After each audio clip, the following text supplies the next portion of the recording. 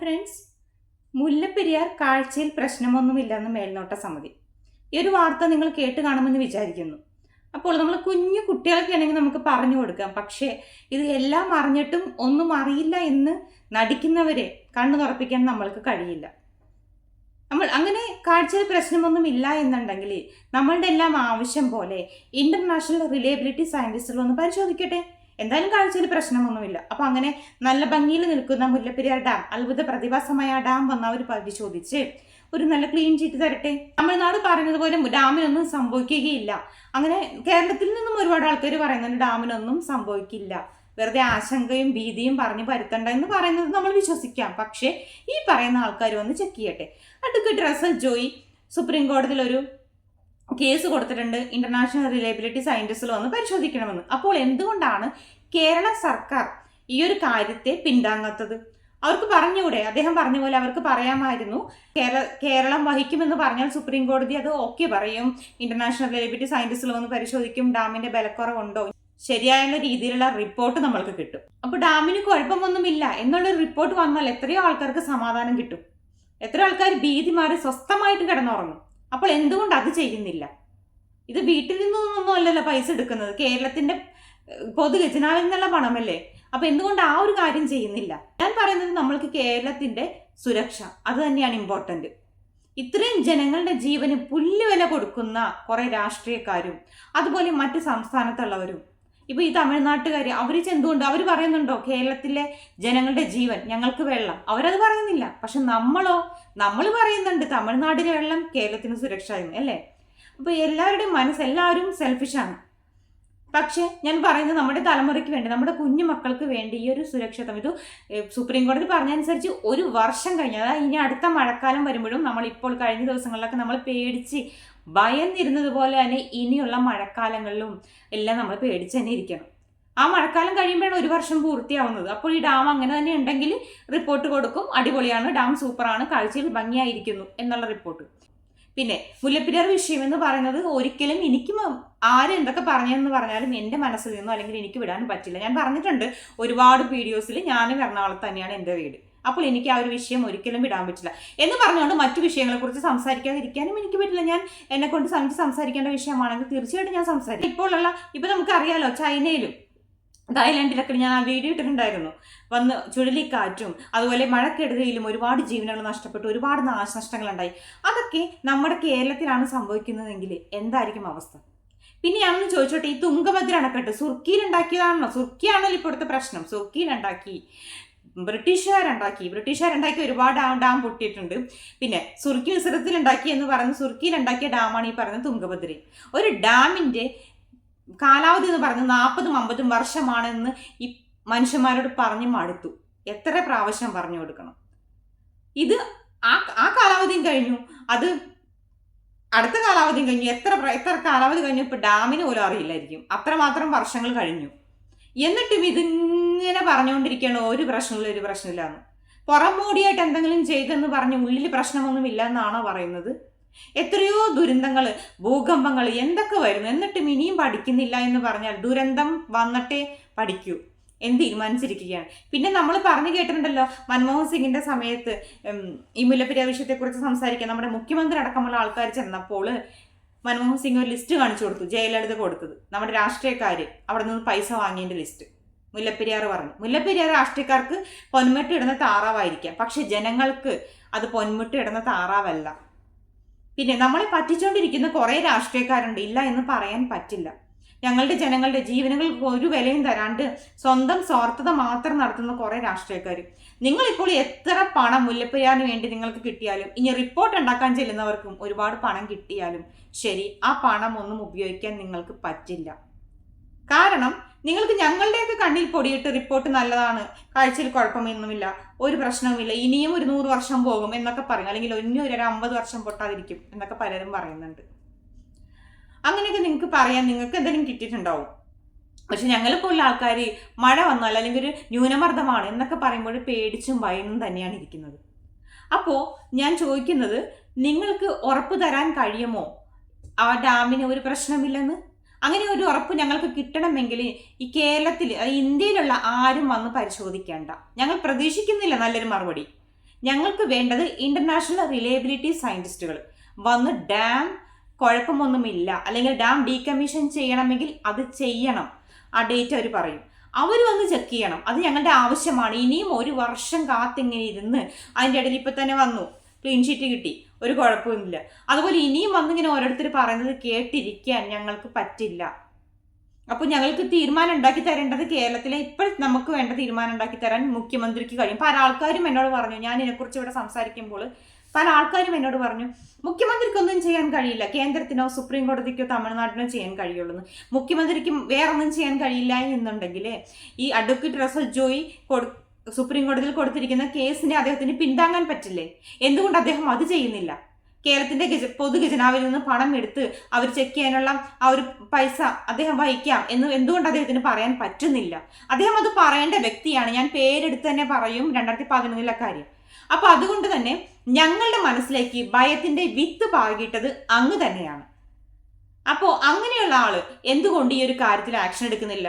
ഇവിടെ കുറെ രാഷ്ട്രീയക്കാർക്ക് പോക്കറ്റ് ഇങ്ങനെ നിറയും, മുല്ലപ്പെരിയാറുണ്ട്. അപ്പോൾ അവരൊക്കെ മൗനമായിട്ട് എവിടെയെങ്കിലും പോയിരിക്കും. ഞാൻ ആ റിപ്പോർട്ട് ഒന്ന് വായിക്കാം, ഇതറിയാത്തവർക്ക് വേണ്ടി ഞാൻ ഇതൊന്ന് വായിക്കാം. പെരിയാറിൽ സമഗ്ര സുരക്ഷാ പരിശോധനയ്ക്ക് കളമൊരുക്കുന്നതിനിടെ അണക്കെട്ടിന് കാഴ്ചയിൽ പ്രശ്നമില്ലെന്ന് മേൽനോട്ട സമിതിയുടെ റിപ്പോർട്ട്. കേന്ദ്ര ജല commission chief engineer Rakesh Kashyap ചെയർമാനായുള്ള കമ്മിറ്റി ജൂൺ 13 മുല്ലപ്പെരിയാർ അണക്കെട്ടിൽ സന്ദർശനം നടത്തിയത്. കേരളത്തിൽ പ്രതിനിധീകരിച്ച് പ്രിൻസിപ്പൽ സെക്രട്ടറി അശോക് കുമാർ സിംഗും വാട്ടർ ചീഫ് എഞ്ചിനീയർ ആയ പ്രിയേഷും കമ്മിറ്റിയിലുണ്ട്. Kaveri cell chairman Subramanian, additional chief secretary Sandeep എന്നിവരായിരുന്നു തമിഴ്നാട് പ്രതിനിധികൾ. അണക്കെട്ടിന് സാരമായ പ്രശ്നങ്ങളുള്ളതായി ആരും സമിതിയുടെ ശ്രദ്ധയിൽപ്പെടുത്തിയിട്ടില്ലെന്നും റിപ്പോർട്ടിൽ പറയുന്നു. പ്രധാന ഡാമും ബേബി ഡാമും സ്പിൽവേ എന്നിവയും പരിശോധിച്ചു. എന്നാൽ പേരിനൊരു പരിശോധന നടത്തി സംസ്ഥാനത്തിന്റെ ആശങ്കകൾ പരിഗണിക്കാത്ത റിപ്പോർട്ടാണ് മേൽനോട്ട സമിതി വർഷങ്ങളായി നൽകുന്നതെന്ന് കേരളം ആരോപിക്കുന്നു. വർഷത്തിൽ ഒരു തവണയാണ് മേൽനോട്ട സമിതി അണക്കെട്ട് സന്ദർശിക്കുന്നത്. 3 മാസത്തിൽ ഒരിക്കൽ അണക്കെട്ട് സന്ദർശിച്ച് ഉപസമിതി റിപ്പോർട്ട് നൽകും. 12 മാസത്തിനകം മുല്ലപ്പെരിയാർ അണക്കെട്ടിൽ സമഗ്ര സുരക്ഷാ പരിശോധന നടത്തണമെന്ന് കേന്ദ്ര ജല കമ്മീഷന്റെ നിർദ്ദേശം നിലനിൽക്കെയാണ് മേൽനോട്ട സമിതിയുടെ ക്ലീൻ ചീറ്റ്. കേരളവും തമിഴ്നാടും പങ്കെടുത്ത മുല്ലപ്പെരിയാർ മേൽനോട്ട സമിതിയുടെ യോഗത്തിലായിരുന്നു സുരക്ഷാ പരിശോധനയ്ക്കുള്ള നിർദ്ദേശം. സുപ്രീം കോടതിയുടെ ഭരണഘടനാ ബെഞ്ച് നിയോഗിച്ച ഉന്നത അധികാര സമിതിയിലുള്ള സുരക്ഷാ റിപ്പോർട്ട് വന്ന് 12 വർഷത്തിന് ശേഷമാണ് പരിശോധനയ്ക്ക് വഴിയൊരുങ്ങുന്നത്. അണക്കെട്ടിന്റെ ഘടനാപരമായ സുരക്ഷ, ഭൂകമ്പ പ്രതിരോധ സുരക്ഷ, പ്രളയ സുരക്ഷ, നടത്തിപ്പിലെ സുരക്ഷ എന്നിവയാണ് പരിശോധനയിൽ വരിക. നടപടികളടക്കം മുൻകൂട്ടി അറിയിച്ച ശേഷമാകണമെന്ന് പരിശോധനയിൽ കേരളം ആവശ്യപ്പെടുന്നു. എവിടെയൊക്കെയോ സേഫായ സ്ഥലങ്ങളിൽ ഇരുന്ന് അല്ലെങ്കിൽ തമിഴ്നാട്ടിൽ സ്ഥലമുള്ളവരോ അങ്ങനെയുള്ള ആൾക്കാർ മാത്രമാണ് ഡാം ഒരു കുഴപ്പമില്ല, അത് പൊട്ടില്ല എന്ന് പറഞ്ഞുകൊണ്ടിരിക്കുന്നത്. പിന്നെ ചോദിക്കും പറഞ്ഞു പൊട്ടിക്കുമെന്ന്. അങ്ങനെ പറഞ്ഞു പൊട്ടിക്കാൻ വേണ്ടി ഇരിക്കുന്നതല്ല മനുഷ്യരെ. ഞങ്ങളുടെ ജീവനാപത്താണ്. 2018 പ്രളയം അത് മനുഷ്യനിർമ്മിതമാണ് എന്ന് തന്നെ പറയണം. ആ പ്രളയത്തിൽ ദുരിതം അനുഭവിച്ച ആൾക്കാരാണ് ഞങ്ങൾ. അപ്പോൾ വീണ്ടും അത് വെറുതെ ഡാം തുറന്നു വിട്ടപ്പോഴുള്ള പ്രളയമായിരുന്നു. ഇത് ഒരു ഡാം തകർന്നു വന്നാൽ അത് എങ്ങനെയായിരിക്കും വരുന്നത്? തൊടുപുഴ വരെയുള്ള ആൾക്കാർക്ക്, അതായത് ഇടുക്കി തടഞ്ഞു നിർത്തും. ഇടുക്കി 50 വർഷം കഴിഞ്ഞു. ഇടുക്കിയിലും വെള്ളം 64% വെള്ളം സംഭരിച്ചു വയ്ക്കുന്ന ഇടുക്കി ഡാം എങ്ങനെയാണ് മുല്ലപ്പെരിയാറിൽ നിന്ന് വരുന്ന വെള്ളവും കുളമാവ്, ചെറുതോണി ഇതിലൊക്കെ ഇവിടെയുള്ള വെള്ളവും മരങ്ങളും ചെളികളും ബിൽഡിങ്ങുകളും ഇതൊക്കെ ആയിട്ട് വരുമ്പോൾ 64% ജലം സംഭരിച്ചു വെച്ചിരിക്കുന്ന 50 വർഷത്തിലധികം പഴക്കമുള്ള ഇടുക്കി ഡാം എങ്ങനെയാണ് തടഞ്ഞു നിർത്തുന്നത് എന്നുകൂടി ഈ വിദ്വാൻമാരൊന്ന് പറഞ്ഞു തരണം. പിന്നെ നമ്മളൊരു പെറ്റീഷൻ ലിങ്ക് ഞാൻ പറഞ്ഞിട്ടുണ്ടായിരുന്നു. കുറേ ആൾക്കാർ അത് സൈൻ ചെയ്തു.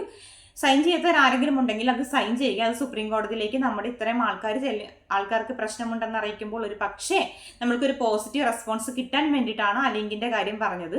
അതുപോലെ എന്നും ഡെയിലി വന്നിട്ട് മുല്ലപ്പെരിയാറിന്റെ ഈ ഒരു വിഷയം മാത്രം പറയാൻ പറ്റാത്തത് കൊണ്ടാണ് ഞാൻ മറ്റു പല വീഡിയോസും ചെയ്യാറുണ്ട്. അതിനും ഒരുപാട് ആൾക്കാർ വന്ന് കുറ്റം പറയുന്നുണ്ട്. എനിക്ക് ആരുടെയും സംതൃപ്തിപ്പെടുത്തിയിട്ട് എനിക്ക് ജീവിക്കാൻ പറ്റില്ല. മനസ്സിലായോ?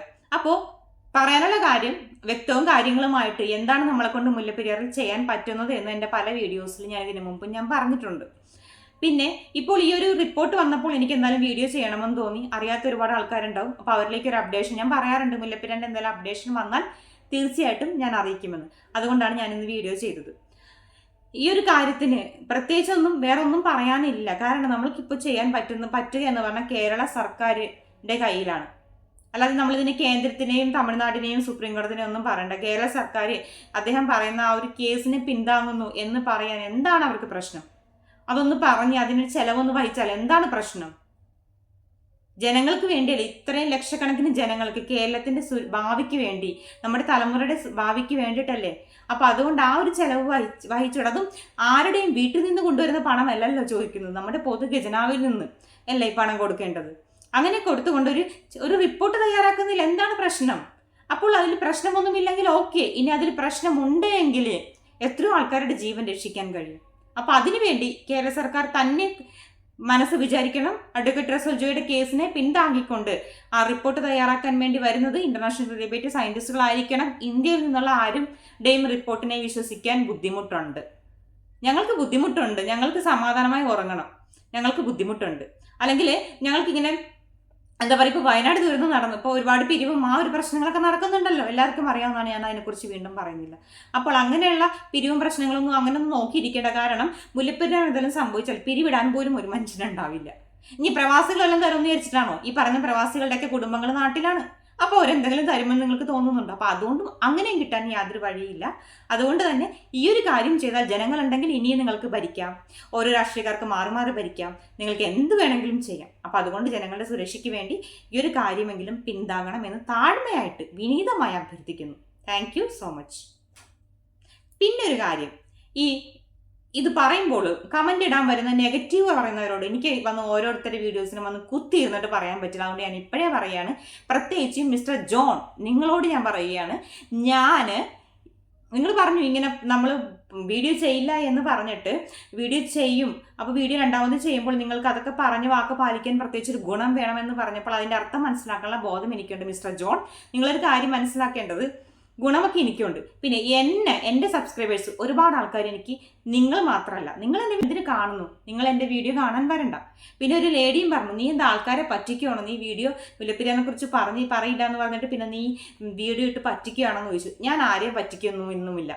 കാരണം ആ ഒരു വീഡിയോയിൽ ഞാൻ വിചാരിച്ചാണ് പറയേണ്ട എന്ന്, അങ്ങനെ പറഞ്ഞുകൊണ്ട് തന്നെയാണ് ഞാൻ ആ വീഡിയോ ഇട്ടത്. പക്ഷെ അതിന് ഒരുപാട് കമൻറ്റുകൾ, ഒരുപാട് ആൾക്കാർ ചേച്ചി വീഡിയോ നിർത്തരുത്, ചേച്ചി വീഡിയോ ചെയ്യണം എന്ന് പറഞ്ഞ് ഒരുപാട് റിക്വസ്റ്റ് വന്നു. അപ്പോൾ എനിക്കതൊന്നും കണ്ടില്ല എന്ന് നടിക്കാതിരിക്കാൻ പറ്റില്ല. അപ്പോൾ ഞാൻ വീഡിയോ ചെയ്യും. നിങ്ങൾക്ക് രണ്ടുപേരും മാത്രമാണ് ഇങ്ങനെ മോശം പറഞ്ഞത്. നിങ്ങൾ രണ്ടുപേരും, ആ ഒരു ലേഡിയും പേര് ഞാൻ ഓർക്കുന്നില്ല, പക്ഷേ ഈ ജോൺ എന്ന് പറയുന്ന ആൾ വളരെ കാര്യമായിട്ട്, അതായത് വളരെ മോശമായിട്ടുള്ള രീതിയിൽ പറയുന്നതുകൊണ്ടാണ് അയാളുടെ പേര് ഞാൻ എടുത്ത് പറയുന്നത്. അയാളും എൻ്റെ വീഡിയോസ് കാണുന്നുണ്ട്. ഓക്കെ, ബാക്കി സപ്പോർട്ട് ചെയ്യുന്ന ആരെങ്കിലും ഉണ്ടെങ്കിൽ മാത്രം ഈ ഒരു മുല്ലപ്പെരിയാർ വിഷയം ഞാൻ പറയുമ്പോൾ നിങ്ങൾ കണ്ടാലും മതി. Thank you so much.